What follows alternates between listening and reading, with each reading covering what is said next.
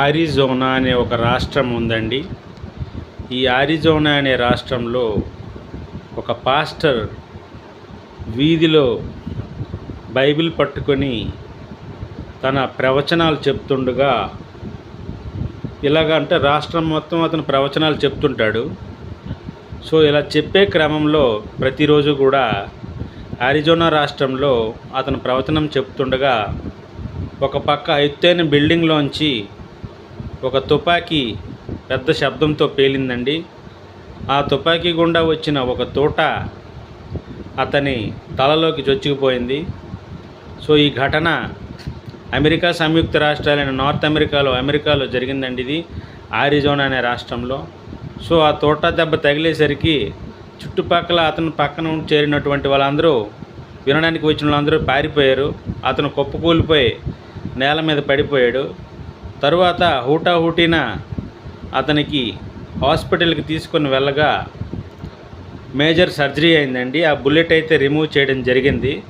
లక్కీగా ఏంటంటే అతను ఆ బుల్లెట్ గాయం నుంచి, తలలోకి బుల్లెట్ వెళ్ళిపోయినా సరే ఆ బుల్లెట్ గాయం నుంచి అతను బయటపడడం అయితే జరిగింది.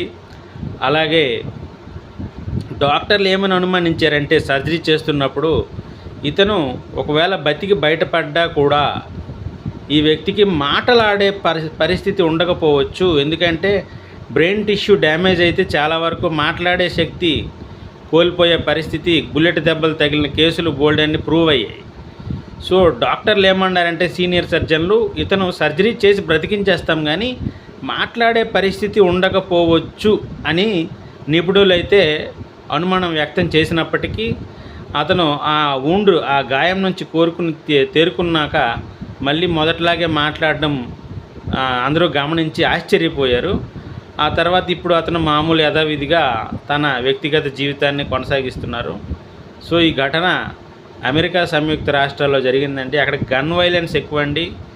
డెమోక్రటిక్ పార్టీ అధికారంలోకి వచ్చినా లేదు, మీరు చేయలేరు, మీరు బిల్లులు పాస్ చేయలేరు, మీ వల్ల పాలన చేత కాదని రిపబ్లికన్ పార్టీ అధ్యక్షుడైనటువంటి డొనాల్డ్ ట్రంప్ గారు ఎక్కినా సరే అదే గన్ వైలెన్స్. మొన్న చార్లీ కిర్క్ అనే ఒక సామాజిక అతను ఏమనాలి, తత్వవేత్త, యువతల్లో ఉన్నటువంటి జాగృతి తీసుకొచ్చే ఒక తత్వవేత్త లాంటి వాడిని కూడా అతను సెల్ఫ్ క్లైమ్ అంట, నేను యువతని జాగృతి చేస్తానని అతను ఏదో చెప్పబోయేసరికి అతన్ని కూడా కాల్చి చంపే పరిస్థితి మనందరం చూసాం. సో ఈ గన్ వైలెన్స్ అమెరికాలో రోజు రోజుకి ఎక్కువ అవుతుందండి. ఎస్పెషల్లీగా మన ఇండియా వాళ్ళు కూడా, మొన్న పటేల్ అనే వ్యక్తి జస్ట్ అతని మోటల్ బయట, అతని సొంత మోటల్ ముందు నిలబడ్డాడు, హోటల్ ముందు.